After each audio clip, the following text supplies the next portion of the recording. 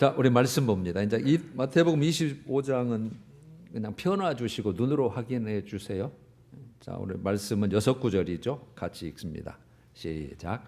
그때에 천국은 마치 등을 들고 신랑을 맞으러 나간 열 처녀와 같다 하리니 또 어떤 사람이 타국에 갈 때 그 종들을 불러 자기 소유를 맡김과 같으니 인자가 자기 영광으로 모든 천사와 함께 올 때에 자기 영광의 보좌에 앉으리니 모든 민족을 그 앞에 모으고 각각 구분하기를 목자가 양과 염소를 구분하는 것 같이 하여 양은 그 오른편에 염소는 왼편에 두리라.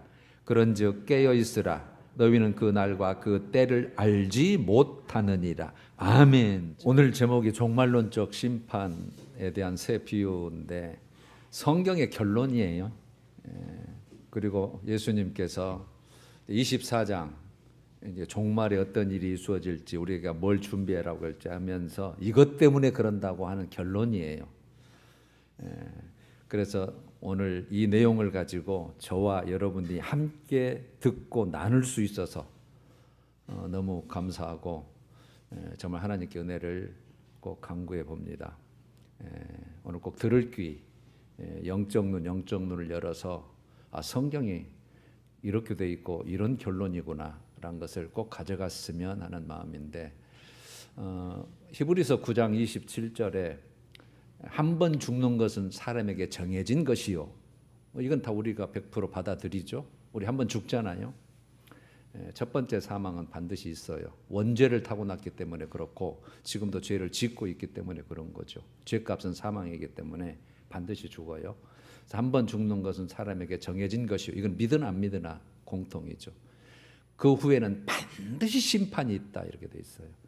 그 심판은 결산한다, 회개한다, 그다음 평가한다. 이제 심판이란 말은 사실 듣기 거부한 거죠. 그런데 여러분 우리가 시험을 볼 때도 시험 그러면 성가신 거잖아요. 짓눌리는 건데 시험을 봐서 내 실력이 드러난다. 그래서 막 많은 사람들의 칭찬을 받고 영광이 되고 막 알아준다 그러면 기쁨이 있잖아요. 빨리 시험이 있었으면 좋겠다. 이제 우리는 그런 쪽으로 가야 돼요. 심판, 예수 믿는데도 심판이 있어? 이게 아니고 당연한 거다. 이거는 원죄에 대한 심판은 없어도 우리가 삶에 대한 자범죄, 행위에 대한 것은 반드시 평가가 있구나라는 것을 오늘 꼭 받아들여 주셔야 돼요. 우리 24장 종말 내용을 가지고 중요하기 때문에 3시간에 나눠서 우리가 나눴는데 결론이 그거였어요. 항상 깨어 준비하고 있으라예요. 항상입니다. 언제 우리가 어떤 일을 맞을지 모르기 때문에 깨어 준비하라. 여기서 보면 깨어 있단 말은 말씀입니다. 말씀 중심으로 분별하라는 거예요. 분별입니다. 영적 분별이죠. 세상 분별, 육적 분별 말고 주님께서 다 말씀해 놓으신 거잖아요. 징조가 이렇고 현상이 이렇고 그 결과가 이렇고 말씀 중심으로 잘 분별해서 때에 따라 말씀대로 행하라는 뜻이에요. 그게 깨어있단 말이 항상 깨어있는 거. 그래서 주의할 게 있었죠. 예수님도 직접 말씀하셨죠. 내가 올 때도 그렇고 너희가 마지막 때에도 그럴 거니와 노아의 때, 롯의 때를 꼭 예를 들었어요. 노아의 때는 물심판이었죠. 롯의 때는 일시적인 한 도시 소돔과 고모라상의 불심판이었고 하나의 여러분 샘플입니다. 실제로 있었던. 근데 앞으로는 이제 우리가 불심판이 있을 건데 우리 이제 그걸 피하고 능히 피하고 주님 앞에 서도록 이렇게 돼 있잖아요. 누가복음에. 그러니까 우리 이제 주님 앞에 서야 되죠. 그래서 항상 노아의 때, 롯의 때 같이 특히 종말 때는 더 그렇겠구나. 나도 그런 환경 속에서 살고 혹이라도 내가 거기에 속해 있는 건 아니야? 이렇게 점검을 해서 항상 우리의 삶의 목표를 세상에 두지 말고 육신에 두지 말고 어디에 둬야 돼요? 하나님 쪽이에요. 구원의 쪽, 하늘의 쪽. 항상 그쪽으로 바라보고 우리 중심이 그쪽으로 쏠리도록 해야 된다. 그게 결론이었어요. 자, 오늘은 이제 그 실적인 적용편이에요. 실천편, 적용편 이렇게 말해도 좋겠어요. 세 비유죠. 세 가지 비유인데 첫 번째 비유가 신랑을 기다리는 열 처녀 비유예요. 혼인 잔치를 비유로 들어서 마지막 때도 이렇다고 우리에게 알기 쉽게 비유를 들어준 거죠. 거기에는 슬기로운 다섯 처녀, 미련한 다섯 처녀 이렇게 표현되었죠. 슬기롭단 말은 영적 지혜가 있다는 뜻이에요. 깨어있기 때문에 영적인 지혜가 있는 슬기로운, 그 다음에 그 미련한 저는 우둔하다는 뜻이에요. 뭐 그게 아니야? 뭐 믿어도 뭐 그거 아니야? 뭐 이렇게 이제 그냥 민감하지 못하고 지혜롭지 못하고 그런 다섯 처녀. 그래서 지혜로운 다섯 처녀는 신랑과 함께 혼인잔치에 들어갔고 나머지는 못 들어갔다, 그런 내용이잖아요. 두 번째는 종에게 맡긴 달란트 비유예요. 주인이 떠날 때에 종에게 달란트를 맡겼다. 5달란트, 2달란트, 1달란트. 그런데 5달란트와 2달란트 맡긴 종에는 착하고 충성된 종이라고 인정을 했고 1달란트는 악하고 게으른 종이라고 했는데 5달란트와 2달란트는 네 주인의 즐거움에 참여할지어다 했고 그 다음에 1달란트는 바깥 어두운 데로 내쫓으라, 이렇게 이런 내용이었고, 그 다음에 이제 세 번째는 목자가 양과 염소를 구분한다는 뜻, 비유예요. 양은 내 아버지께 복 받을 자들이여, 그런 부류고 염소는 저주받은 자들아, 이렇게 됐어요. 완전 반대예요, 다들. 그래서 내 아버지께 복 받은 자들은 예비된 나라를 상속받으라. 너희를 위하여 예비된 나라가 있는데 천국이죠. 상속받으라는 것이고, 반대쪽은 예비된 영원한 불에 들어가라. 완전히 나눠져 버리죠. 자, 여러분, 세 가지를 제가 짧게 소개를 했는데 전체 주제가 뭘 것 같아요? 전체 뭘 주님께서 우리에게 교훈하시려고 하는 거예요? 모든 사람입니다. 믿는 자나 믿지 않는 자나. 그러나 믿지 않는 자는 이미 이제 실패한 사망의 상태고, 영적 사망 상태고, 육체 기간 동안, 우리 살아있는 동안, 이 땅에 사는 동안 어떻게 살았느냐예요. 그걸 조금 더 자세히 우리 믿는 자편은 어떻게 믿고 신앙생활 했느냐에 따라서 끝이 나눕니다. 끝이 구분됩니다. 끝이 갈라진다가 주제예요. 갈라져요. 믿어도 갈라집니다. 우리가 지금 이 안에 지금 예배드리고 있지만 끝에 갈라집니다. 영원한 예비된 나라에 가는 자가 있고, 영원한 마귀와 그 사자들을 위하여 예비된 영원한 불에 들어가는 자 있고, 영생에 들어가는 자 있고, 영벌에 들어가는 자 있고, 주인의 즐거움에 참여하는 자가 있고, 바깥 온데 내쫓기는 자가 있고, 혼인잔치에 들어가는 자가 있고, 들어가지 못하는 자가 있고. 이게 이제 이 내용인데, 그러면 본문에서는 어떤 평가를 가지고 뭘 기준으로 그렇게 나눴냐가 이제 오늘 우리가 가져가야 될 거잖아요. 열 처녀 비유는 등에 기름을 준비했냐 안 했냐 그거였잖아요. 등에 이제 기본적으로 들어있는 기름이 있죠. 그 등불, 등에 불을 켜는 등불에 기름을, 여분의 기름을 말해요. 기름을 준비했냐 안 했냐. 그 다음에 달란트 비유는 그 맡긴 것으로 장사해서 남겼냐 못 남겼냐 이거였고, 그 다음에 양과 염소의 비유는 네가 내 말씀대로 섬김에 살았냐 못 살았냐 그걸 보는데, 이걸 제가 말을 바꿔서 결론을 내보면 이거예요. 열 처녀 비유는 너 진짜 믿음 준비했나 안 됐냐 이거예요. 너 진짜 믿음.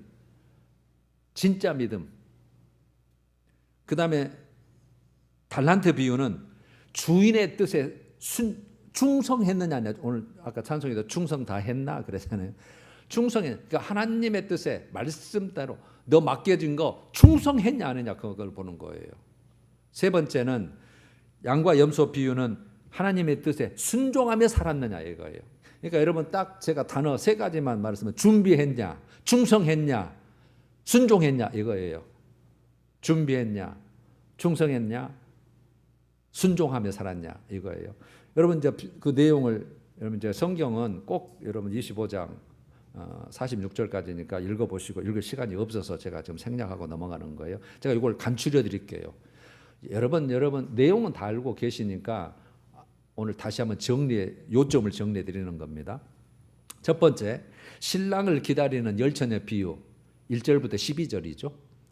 신랑을 기다리는 열 처녀 공통점이 뭐예요? 열 처녀 공통점은 모두 다 10명 다 등불을 들고 신랑을 기다려요. 다 10명 다 등불을 가지고 있어요. 등은 여기서 믿음을 말하는 거거든요. 믿음을 가지고 신랑을 기다려요. 그럼 차이점은 뭐예요? 다섯 처녀, 슬기로운 다섯 처녀는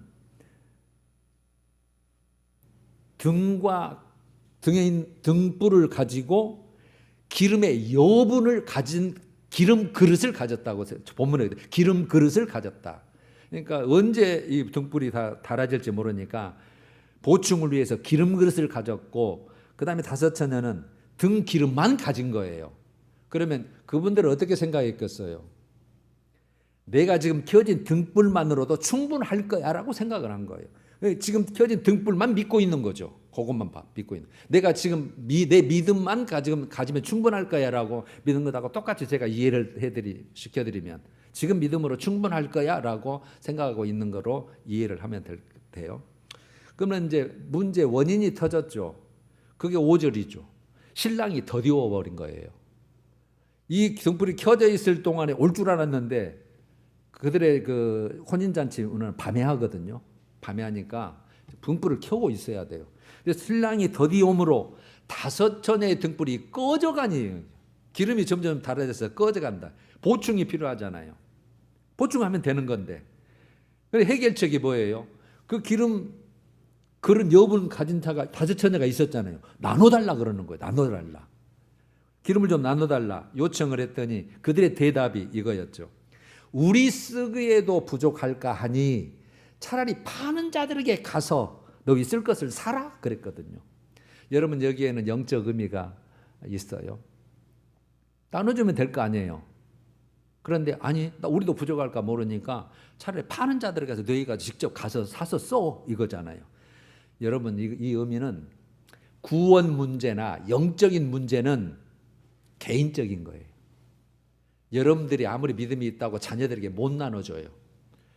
아내가 믿음이 있는데 남편에게 못 나눠준다고요.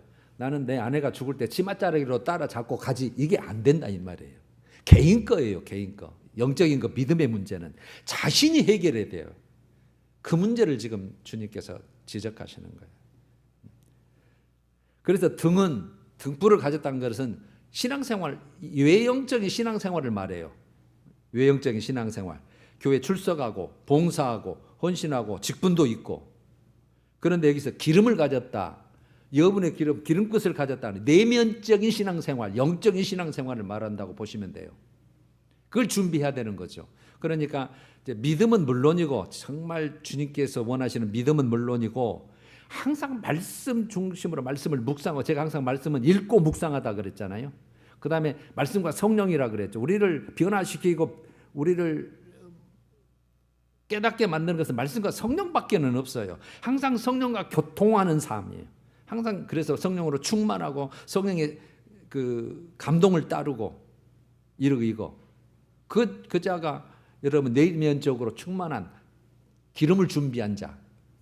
그걸 의미라고 보시면 돼요. 정확하게 그렇게 보시면 100점이에요. 결과는 어떻게 됐어요?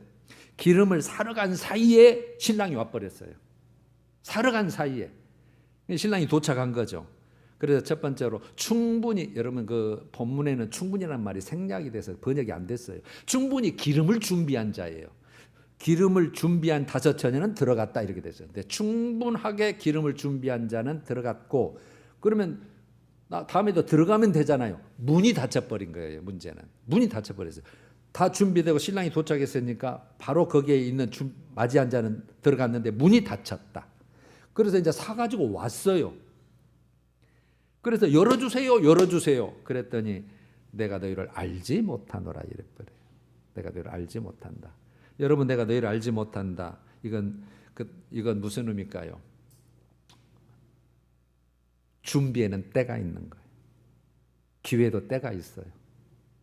여러분 준비에는 때가 있습니다. 그래서 지금의 때라 이때라 주의 긍휼 받은 이때라가 믿음 준비할 때가 이때라 깨어 있을 때가 이때라. 그래서 우리 육체에 남은 때 그 베드로전서 4장 2절도 제가 항상 중요하게 생각하는데 그 후로는 요게 제가 그 성구에 있구나. 그 후로는 다시 사람의 정욕을 따르지 아니하고 하나님의 뜻을 따라 육체의 남은 때를 살려. 우리가 그때예요 지금. 그래서 지금도 내가 육신대로 살고 세상 방식대로 살고 내 좋을 대로 산다면 안 되는 거예요. 그래서 이제 그걸 이제 여러분들 오늘 꼭 깨달아 주시길 소원하고, 두 번째는 종에게 맡긴 달란트. 주인이 이제 종에게 맡긴 달란트 비유죠. 14절부터 30절까지예요. 주인이 여행을 떠났다고 돼 있어요. 비유한 거죠.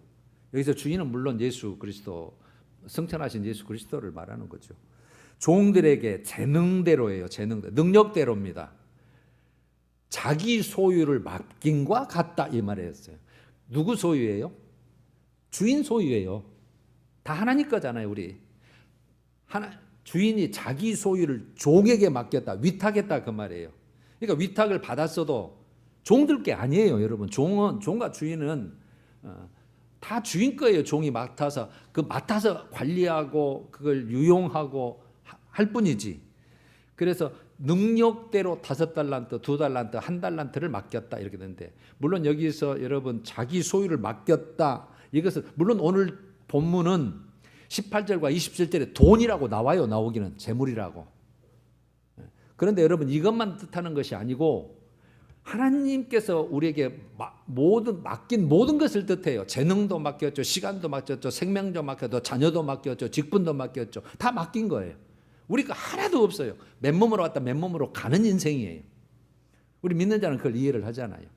세상 것은 다 자기 것인 줄 아느다가 나중에 다 놓고 그냥 아무것도 남지 않겠지만, 우리는 이제 이게 이해가 되잖아요. 다 주님 거다. 나에게 맡겼구나. 그래서 여러분 생명도 내게 아니잖아요. 지금 내가 지금 살아있는 거, 지금 말하는 거, 이것도 지금 내가 살아있을 동안 뿐이지, 주님 오라 그러면은 다 이거 뭐 놓고 가야 되는 거잖아요. 5달란트, 2달란트는 바로 가서 장사했다 이렇게 됐어요. 바로 가서 주인이 떠나자마자 맡긴 거 바로 가서 즉시 장사해서 5달란트 남겼고 2달란트 남겼고. 그런데 1달란트 받은 종은 땅을 파고 감추어 두었다 이렇게 됐어요. 땅을 파고 감추어 두었다. 안 써먹은 거죠. 19절에 오랜 후에 주인이 이제 돌아올 때가 있죠. 주님이 돌아온단 말은 우리가 살아있을 때 주님이 재림하실 때가 1차적이고, 2차는 우리가 주님 앞에 서야 될 때가 있잖아요. 반드시 주님 앞에 우리 만날 때가 있으니까. 주인이 돌아와 그들과 결산할세. 제일 중요한 단어입니다. 결산한다. 반드시 그 종들과 결산합니다. 왜요? 주님이 맡겼잖아요. 우리에게 생명도 주시고 뭣도 마시고 다 여러분들이 맡겼는데 반드시 결산해요. 그래서 아까 그 후에는 반드시 뭐가 있다고요? 심판으로 번역이 됐지만 결산할 때가 있다, 평가할 때가 있다, 점검할 때가 있다, 그렇게 봐야 돼.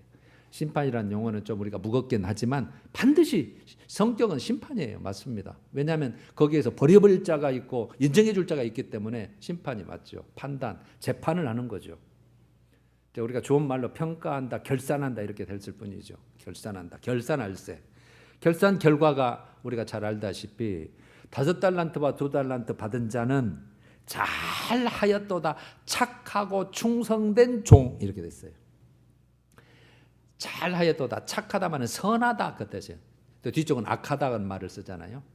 그 다음에 충성됐다마는 신실하다는 뜻이에요. 그러니까 맡은 일에 성실하고 하여튼 최선을 다하고 잘 하는 거예요. 충성된 신실한 종아. 그래서 선하고 신실한 종아, 착하고 충성된 종아 똑같은 뜻이에요. 여러분 이건 주인이 인정하고 칭찬했다는 뜻이잖아요. 주님이 인정을 해요. 우리 삶을 주님이 인정을 하고 칭찬을 해요. 여러분은 종이 만약에 5달러 2달러 남겼잖아요. 그거 누구 걸까요? 다 해설서에 보면 그렇게 돼 있어요. 종은 직계 없어요. 주인 것을 받아가지고 5달란트를 받아서 5달란트를 남겨도 주인 거예요. 네, 종 거는 없습니다. 비로소 주인이 주어야 지 거죠. 근데 종으로 있는 한은 직계 아니에요. 이게 무슨 뜻이냐면 우리가 이 땅에 있을 때는 종의 신분으로 살 수밖에 다 놓고 가야 되잖아요. 주님 오라 하면은 다 놓고 가야 돼. 갈 거 아무것도 없어요. 그런데 주님께 나중에 주는 것은 하늘에서 주는 거예요. 그래서 우리가 하늘에다 쌓아두는 것이 신앙생활이고요. 네가 적은 일에 충성하였으면, 그래서 충성이란 말을 썼잖아요. 착하고 충성이란 말을 썼잖아요.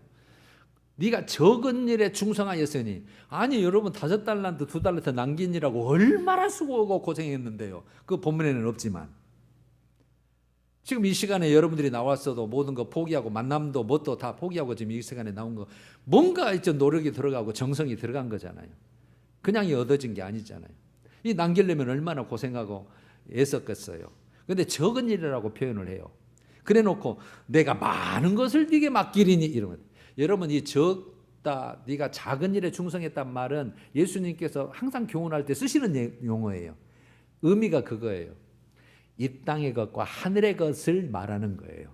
이 땅의 것과 하늘의 것을 비교할 때 이 땅의 것은 힘쓰고 애쓰고 하는 것이 사실이지만 그건 하늘에 비하면 적은 거다 그 말이에요. 작은 것, 네가 작은 것에 충성하였으니, 적은 일에 충성하였으니, 항상 그렇게 표현을 해요. 그런데 많은 것을 네게 주리니 하늘의 것 주겠다 이 말이에요. 우리는 상상할 수도 없는, 이 세상에서 보고 듣고 뭐 얻을 수도 없는 것을 하늘에서 주겠다 그 말이에요. 많은 것, 그걸 그렇게 표현을 했어요 우리에게. 많은 걸 네게 맡기리니 네 주인의 즐거움에 참여할지어다. 하늘의 즐거움, 천국의 즐거움, 영광, 존귀, 뭐 지구는 안 가봤으니까 말할 필요가 없는 거죠. 그러나 단지 최고로 이 세상에 없던 거, 그러니까 이 세상에 천국, 천년 왕국을 만들었어도 그것도 양이 안 차니까 더 좋은 것을 위해서 그것도 나중에 불태우고 없애버리는 거잖아요. 그래서 영원한 하늘나라, 그 즐거움에 너도 참여해라. 그거 알 거예요. 여러분 반면에 이제 1달란트 종이 이제 문제죠.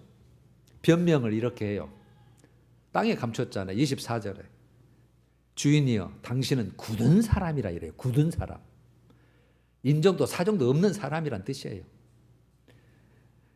25절에 심지 않은 데서 거두고, 그러니까 이렇게 안 거잖아요. 1달란트는 넌 내 주인은 굳은 사람인데 심지 않은 데서 거둔다. 공짜로 거두는 거잖아요. 그 다음에 해치지 않는데, 뿌리지 않는다는 거예요. 뿌리지 않는 곳에서 모으는 줄을 내가 알았으므로 내가 두려워하여 땅에 감추었나이다 이러는 거예요. 그러니까 결국은 굳은 사람이어서 불로소득을 원하는 주인이란 뜻이에요. 불로소득, 아무 노력 없이 얻는 주인이기 때문에 그 정말 그 인정도 없는 사람이기 때문에 하나라도 이거라도 잊어버리면 내가 더 어떻게 될까봐 차라리 그냥 땅에 두었다가 그냥 준 거 그냥 그대로 돌려드리면 됐지 이렇게 한 거예요. 내용을. 주인이 책망하죠. 26절에 악하고 게으른 종아, 내가 심지 않은 데서 거두고 해치지 않은 데서 모으는 줄 알았느냐 그 말이죠. 내가 알았으므로 그랬잖아. 1달란트 종이, 나는 주인이 그런 줄 내가 알았으므로 땅에 감췄다. 근데 네가 그렇게 알았느냐? 주인은 그게 아니라는 거잖아요. 그렇다면 네가 나를 굳은 사람으로 정말 불로소득을 좋아하고 그렇게 정말 뿌리지 않는 데서 정말 아무 노력 없이 얻는 자라고 알았다면, 그렇게 네가 실제로 알았다면, 그러면 27절에 그렇다면 네가 마땅히 내 돈을 누구에게 맡겨요? 취리하는 자, 은행 대부업자는 말이에요. 은행 대부업자에게라도 맡겨서 내가 돌아왔을 때 원금과 이자를 받게 해야 될 것 아니냐 그 말이에요. 이해되셨죠? 네가 나를 그렇게 무서운 자로 알고 그렇게 잘못 알았다면, 그러면 아무 일도 네가 안 하려면 너는 일을 안 하지만 그거라도 다른 사람에게라도 이자해서 이자라도 받아서 뭔가 남겨야 되겠다. 네가 그런 자를 알았다면 그 뜻이에요. 주인의 평가가 이렇죠. 악하고 게으른 종아. 여러분 악하고 게으르다, 아까 전에 선하고 신실하다 그 말했잖아요. 일하기 싫어한다 그 말이에요. 일하기 싫어하는 종아, 이 악한 종아. 그러니까 게으른 종, 일하기 싫어하는 종은 악한 종, 똑같은 내용이에요. 30절, 이 무익한 종이라고 했어요. 아무 유익이 없어요. 무익한 종을 바깥 어두운 데로 내쫓으라. 거기서 슬피 울며 이를 갈리라. 이렇게 됐어요. 여러분, 제가 여기 핵심 교훈을 뽑아보면 이제 여기서는 주인과 종으로 했잖아요. 지금은 여러분 우리가 그 신랑과 신부, 또 하나님이 목자라면 우리는 양, 또 하나님이 이제 물론 나중에 천국에 가서 남편과 아내지 지금 남편과 아내 사이가 아니에요, 여러분. 꼭 알고 계셔야 될 게 지금은 주인과 종 사이예요. 우리를 자녀로 삼았지만 아버지고 자녀 삼았는데 진짜 아버지와 자녀로 지금 사는 관계가 그렇게 부르긴 하지만 그 관계가 지금 성립이 안 됐잖아요. 살아야 자녀죠. 지금은 종의 관계예요. 지금은 하나님과 종의 관계입니다. 그분은 주인이고 우리는 종이에요. 그래서 종은 누구의 뜻을 알아야 돼요? 주인의 뜻을 알아야 돼요. 우리는 하나님의 뜻을 알아야 돼요. 그래서 그 뜻을 이루어 드리는 것이 종의 책무예요. 종은 그 주인의 뜻을 알아서 그 뜻을 이루어 드리는 거예요. 그러니까 맡겼을 때는 멋대로 맡겼다는 거 그걸 알아야 되죠. 그래서 즉시 가서 두 사람은 장사해서 남기잖아요. 주인의 뜻을 아니까.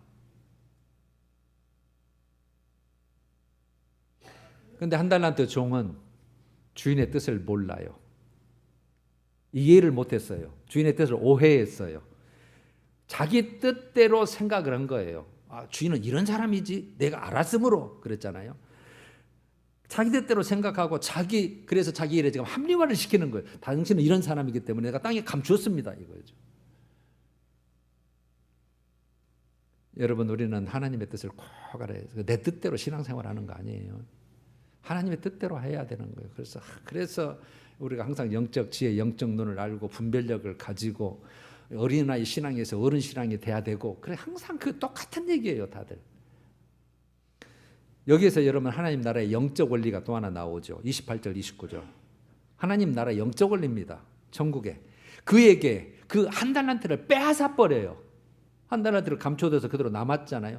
빼앗아요. 누구한테 줘요? 5달란트 남긴 자에게 줍니까? 2달란트 남긴 자에게 줍니까? 5달란트.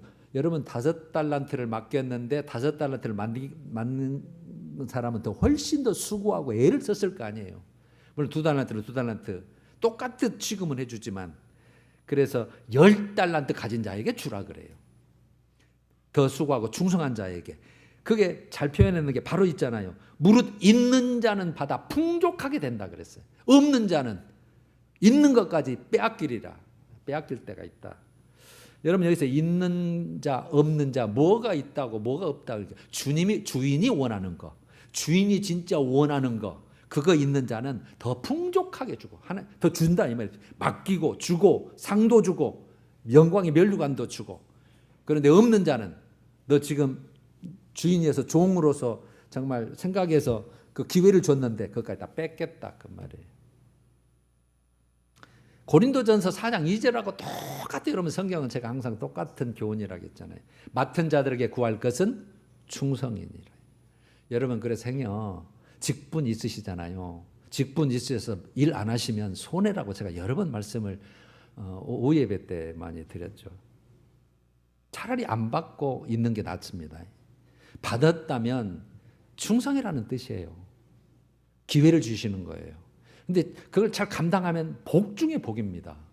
많이 맡기면 그만큼 충성을 많이 할 수 있는 기회를 주시고 그래서 많이 맡은 자를 많이 달라 할 것이요 많이 맡긴 자에게 내가 요구할 것이라 누가복음 12장 48절에 그러셨으므로 그 뜻이에요. 똑같아요 성경은. 그래서 내가 목사라고 했을 때 나 목사인데 뭐 믿음 있어. 그리고 일 안 하고 막 놀았다고 봐요. 알고 행치 않는 자는 더 많이 맞을 것이요. 그랬지. 그래 불잖아요. 다 누가복음 12장 47, 48절 다 내용이에요. 그래서 여러분 직분을 맡았으면 만약에 맡긴 일 있으면 충성하십시오. 5절에 그가 감추인 것을 드러낼 때가 있다 이 말이에요. 맡겼는데 그 맡긴 그 자가 감추인 것을 드러내고 마음의 뜻까지 나타내시. 네 마음이 어땠는지 중심이 어땠는지 네가 그냥 눈치만 봤는지 진짜 진심으로 하려고 했는데 안 됐는지 그 마음의 중심까지 다 나타내시니 그때가 어때요? 결산할 때 각 사람에게 하나님으로부터 칭찬이 있으리라. 칭찬만 얘기했어요. 여기는 책망이 있으리라 생략한 거죠. 칭찬과 책망이 있으리라. 각 사람입니다. 맡긴 각 사람에 똑같아요. 여러분 성경 제가 항상 어디를 봐나. 그래서 여러분들이 성경을 몰라도 어느 한 부분의 은혜를 받으면 그게 성경 전체라고 보시면 돼요. 그거 붙잡고 가시면 되는 거예요. 자, 그 내용이었어요. 이제 세 번째로 목자의 양과 염소 구분 비유예요. 이게 이제 31절에서 46절 마지막까지죠. 자, 이제 여기는 이제 정확하게 이제 더 알기 쉽게 그 비유를 들은 거죠. 심판, 즉 그 구분하는 주체가 누구예요? 누가 구분한다는 거예요? 31절에 정확히 또 나왔죠. 인자가 예수님이잖아요. 지금 부활하신 예수님이, 부활할 예수님, 승천한 예수님, 다시 재림할 예수님을 말하는 거잖아요. 인자가 자기 영광으로 모든 천사들과 함께 올 때에 자기 영광의 보좌에 앉는다. 왕좌에 앉아서 심판의 권세를 가지고 다시 할 때가 있다, 그 말이잖아요. 인자가 영광의 보좌에 앉을 때에, 그러면 심판의 대상이 32절에 나왔죠. 모든 민족, 그랬더니 모든 사람이에요. 믿으나 안 믿으나. 근데 안 믿는 사람은 무조건 이제 그때 이거는 이제 실패고, 모든 민족을 그 앞에 모으고, 자기 영광의 보좌 앞에 모으고, 각각 구분하기를, 각 사람 한 사람 한 사람을 구분하기를, 양 같은 부류는 오른편에, 염소 같은 부류는 왼편에. 그래서 갈라놓는다 이 말이에요. 갈라놔. 그런데 이제 우리가 이제 주의할 게 그거죠. 나는 믿으니까 오른편 양, 안 믿는 자는 왼편 염소. 다 그렇게 설교를 하고 여러분들 한 자들도 있고, 그렇게 거의 그리스도인들이 그렇게 생각을 한단 말이에요. 절대 그거 아니에요. 이제 이 내용이 나오잖아요. 그분 기준이 뭐예요? 구분 기준이, 여러분 이제 읽어보시면 돼요. 예수님 이러는 거. 내가 줄일 때에 너 먹을 것 줬다. 나 목마를 때에 마시게 했다. 나그네 됐을 때 네가 영접했거든. 나 헐벗을 때 옷 줬어. 병 들었을 때 돌아봤네. 옥에 갇혔을 때 와서 보았느니라 이러거든요. 그런데 이제 양의 오른쪽에 있는 염소가 그런 적이 없거든요. 주님을 뵙고 이 땅에 살면서 우리가 주님과 함께 뭐 옆에 모시고 삽니까? 안 보이고 지금 하늘에 계시는데. 그러니까 37절에 이 의인들로 이제 이렇게 번역해서, 의인, 양부류잖아요. 양부류들이, 의인들이 대답하여 이르되, 아니 우리가 어느 때에 언제 주님께 내가 먹을 걸 줬고 옷을 줬고 돌아봤고 뭐 이렇게 했습니까? 이러는 거죠. 맞죠? 주님은 안 계셨는데. 염소 부리도 똑같은 거예요. 똑같이 44절에 그들도 대답하여 이르되, 우리가 언제 어느 때 주님이 뭐 헐벗었습니까? 뭐 우리가 그때 할 기회나 있었습니까? 이러는 거죠. 대답이 40절하고 45절 똑같이 나오죠. 너희가, 여기 중요해요. 너희가 여기 내 형제 중에 지극히 작은 자 하나에게 한 것이 곧 내게 한 것이고, 그 지극히 작은 자 하나에게 하지 아니한 것이 내게 한 것이 아니다. 이러니 주님의 말씀이 이거거든요. 자, 여러분 여기에서 형제라는 단어하고 지극히 작은 자라는 것을 우리가 알 필요가 있어요. 형제는, 성경에서 형제는 믿는 자를 말해요. 믿는 자. 그래서 여러분 항상 우리 삶의 1순위가 항상 믿는 자예요. 교회고 믿는 자입니다. 제가 항상 말씀 드리잖아요. 여러분 가족이 아니에요. 믿는 자입니다. 믿는 자. 그 다음에 가족, 친척, 이웃 이렇게 가는 거예요. 믿는 자 기준은 그렇게 돼 있어요. 여러분들이 그래서 가족보다도 하나님, 믿는 형제를 앞세운다면 이건 순서가 뒤바뀐 거예요. 그 다음에 네 형제 중에 지극히 작은 자가 누구냐는 거죠. 두 가지. 첫 번째는 여러분들은 이제 뭐 어려운 자, 뭐 헐벗은 자, 뭐 그런 자라고 이제 다 그런 건 알고 계시죠. 더 정확히는 이런 자예요. 그게 예수님께서 마태복음 10장 40절에 제가 읽어드릴게요. 너희를 영접하는 자는 누구냐면, 여기서 너희는 예수님의 제자들을 말해요. 그때 여러분 복음을 전하는 자는 다 헐벗고 핍박당하고 없고 다 버리고 다녀서 누가 도와주지 아니하면 그런 때예요. 너희를 영접하는 자는 나를 영접하는 것이요. 아시겠죠? 제자를 보내면서 너희를 영접하는 것은 예수 나를 영접하는 것이고, 나를 영접하는 자는 나를 보내신 하나님을 영접하는 것이다. 42절. 또 누구든지 제자의 이름으로, 사실 이걸 가로로 묶어도 상관없거든요. 이걸 빼버리고 이 작은 자 중 하나에게, 이 작은 자 중, 제자들을 낮추어 말하는 용어예요. 제자들을 없잖아요. 아무것도 가족도 없고 백도 없고 뭣도 없고 그냥 가서 복음 전해라 그래 놓으니까 아무것도 없이 그냥 아무것도 다니지 말고 그냥 지팡이 하나 갖고 다녀. 그냥 주면 먹고 때리면 맞고 그냥 환영 안 하면 그냥 나오고 이렇게 다 가르쳐서 보낸 거잖아요. 70인 제자 파송할 때도. 그 제자의 이름으로 이 작은 자 중 하나에게 냉수 한 그릇이라도 주는 자는 내가 진실로 너에게 이르노니 그 사람이 결단코 상을 자기가 받을 상을 잃지 아니하리라 이거예요. 그래서 여러분 그 주의 일을 하는 자 그렇게 보시면 돼요. 그냥 네가 안 한 것이 내게 하는 거예요. 그러니까 주님과 똑같이 하는 거예요. 여러분 바울도 똑같잖아요. 바울이 아니 내가 언제 주님을 핍박했습니까? 그랬더니 네가 예수 믿는 자 핍박한 것이 곧 내게 한 것이다 그러잖아요. 똑 동일하게 봐요. 그래서 여러분 믿는 자가 여기에서 그렇게 소중한 거예요. 여러분들이 진짜 예수님의 자녀고 하나님과 동행하고 있다면 여러분들을 핍박하는 것은 하나님을 대적하는 거예요. 하나님이 그 모습 다 보고 계시죠. 그거 진짜 심각한 일이거든요. 그런데 여러분들이 좋은 일을 하면 주님도 좋아하시고 여러분들을 칭찬하는 자는 그래서 여러분들을 칭찬하고 복 주는 자는 그도 복 주신다고 성경이 돼 있는 거예요. 여러분들 저주하는 자는 내가 저주할게. 원수 갚는 게 내게 있어. 이런 거예요. 여러분 우리는 그래서 보통 이 정체성이 보통 가진 자가 아니에요. 특히 이제 주의 종들 그다음에 여러분들 하나님은 대단하게 관심을 가지시고 여러분들을 사랑하시는데 이제 잘하면 할렐루야죠. 잘못하면 이제 주님도 우리를 택하셨지만 오늘 같은 사건이 이제 적용이 되는 거예요. 심판 결과가 나왔죠. 34절. 내 아버지께 복받을 자들이여. 양과 같은 불의에 그랬죠. 곧 내게 한 것 같이 인정해 주는 자들. 너희를 위하여 예비된 나라를 상속받으라 그랬어요. 너희 같은 자를 위해서 내가 예비한 하늘나라 천국이 있는데 그 나라 네 거요. 상속받으라. 그러면 이거 46절 마지막 절에 영생으로 번역을 딱 해놔버렸죠. 이런 자는 영생에 저런 자는 영벌에 처하리라 이래놨잖아요.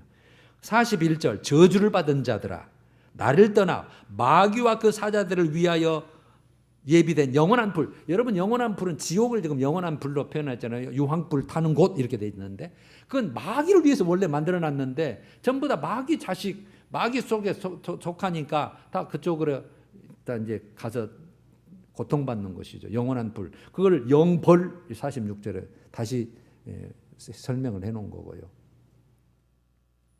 자, 핵심 교훈이 이거예요. 이제 마지막 맞춰봐요. 자, 여러분 주님은 말씀대로 사냐 안 사냐.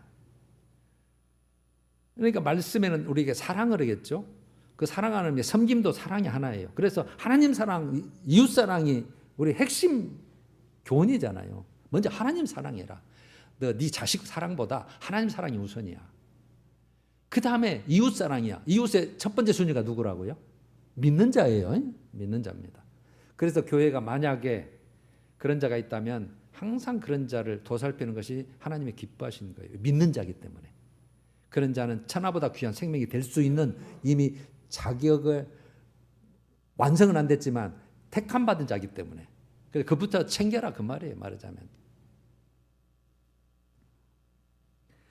그런 삶을 보시고 즉 말씀대로 사는 삶을 보시고 그 행한 대로 갚아주신다. 이게 교훈이에요.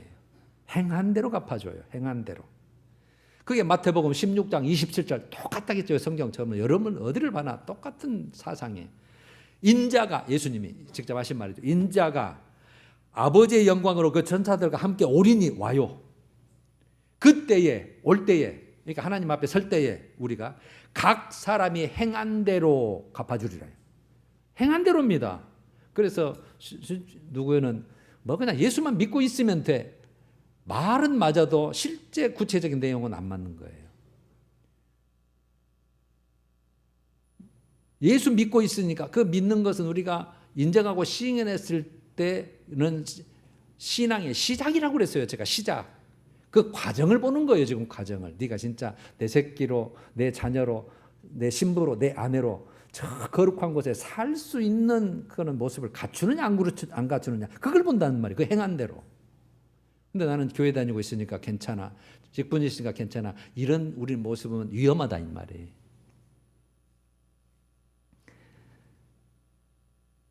각 사람이 행한 대로 갚으리라. 그럼 갚으리라는 걸 어떤 거는 보응하리라고 되어 있어요. 보상과 응징이란 뜻이에요. 칭찬과 책망. 내가 보상은 해줄 사람은 보상해주고 응징할 거는 응징한다. 갚아준다. 일한 대로 갚아준다. 행한 대로 갚아준다. 일한 대로 보상해준다. 보응해준다. 성경 여러 곳곳에 여러분 나와 있잖아요. 다 이게 믿는 자들이 하는 얘기예요. 안 믿는 자는 이미 지금 탈락돼 있고, 근데 그들이 이제 예수 믿기 시작하면 그때부터 시작인 것이고, 성경이 꼭 그렇게 돼 있다고 말해요. 마무리합니다. 여러분 평가 내용이 지금 뭐였죠? 재물을 많이 쌓았냐? 네 명예가 있냐? 네가 얼마나 가족을 사랑했냐? 네가 학문이 얼마나 있어서 영향력을 끼쳤냐? 이거 보는 거 아니잖아요. 지금 하나님의 뜻에 따라 하나님의 말씀대로 주인의 뜻을 알고 행한 대로 결산한다 그거잖아요. 그 행한 대로가 하나님의 뜻대로, 주인의 뜻대로, 주인의 정해 주신 대로, 말씀대로, 명령대로. 그게 그래서 말씀이기 때문에 제가 꼭 말씀을 알아야 되는데 여러분들이 말씀을 잘 알 수 있는 기회가 없기 때문에 제가 다 해드리고 있는 거잖아요. 지금.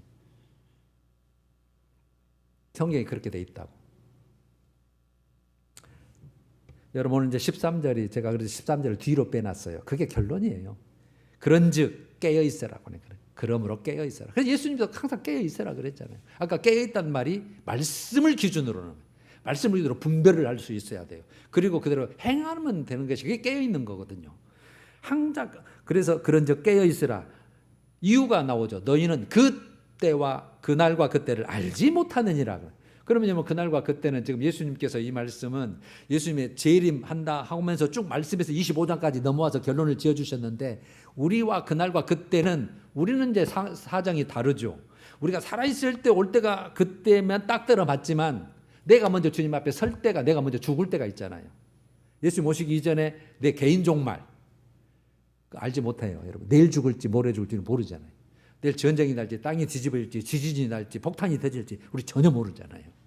그래서 항상 깨어 있으라. 항상 깨어 있으라. 제가 오후에 이 말씀을 다시 핵심으로 제가 다시 정리해 드릴 거예요. 중요하니까. 근데 세상 종말 올 때는 이제 예수님 말씀대로 24장 내용대로 아까 같이 그 적그리스도와 우상과 짐승 배 받지 않고 예비처에 가서 3년 반 동안 최대한 깨끗하게 연단 받아서 하늘나라 올라갈 준비해야죠. 휴가를 준비해야죠. 근데 그때가 아니라면 우리가 언제 쓸지 모르니까 항상 마찬가지예요. 그래서 그것을 사모하는 자는 언제 올지 모르니까 항상 준비한 자는 항상 깨어 있을 수밖에 없는 거죠. 모르니까. 저는 빌립보서 2장 12절 제가 많이 사용하는 성구죠. 12절로 마무리를 합니다. 항상 복종하여 두렵고 떨림으로 너희 구원을 이루라. 너희 구원을 이루어 나가라는 뜻이에요. 첫 번째 구원은 받았어요, 여러분. 죄사함의 구원은 받았단 말이에요. 자녀가 됐어요. 이루어 나가라는 거예요. 세 번째 구원이 뭐였어요? 아까 같이 칭찬받고 천국에 들어와 허락받는 거예요. 혼인잔치에 들어가는 거예요. 예비된 날을 상속받는 거예요. 그 다음에 네 영생에 드러나는 거, 그 구원을 이루어 나가는 삶, 그거예요. 여러분 이제 지금 요나서를 큐티를 하고 계실 거예요. 토요일 어제부터 시작했죠. 토일 내일 월화수에 끝나버려요. 요나서가 4장으로 돼 있는데, 그래서 고린도전서를 전혀 지금 못 다루고 있는데 다음 주 요나서를 1시간에 마무리를 하고 그 다음에 고린도를 하기를 바랍니다. 여러분 오늘 설교 말씀은 어려울 수도 있어요. 세 개를 한 편으로 묶어버렸기 때문에 꼭 다시 한번 꼭 들어보셔요. 아, 성경이 그렇게 돼 있구나. 그런 은혜가 여러분들 있기를 간절히 소원합니다. 찬양하십시다. 204장 주의 말씀 듣고서 1, 2절.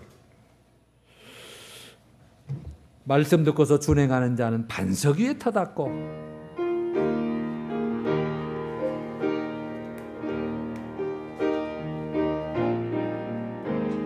주의 말씀 듣고서 준행하는 자는 반석 위에 터닫고 집을 지음 같아 비가 오고 물 나면 바람 부딪혀도 반석 위에 세운 집 무너지지 않네.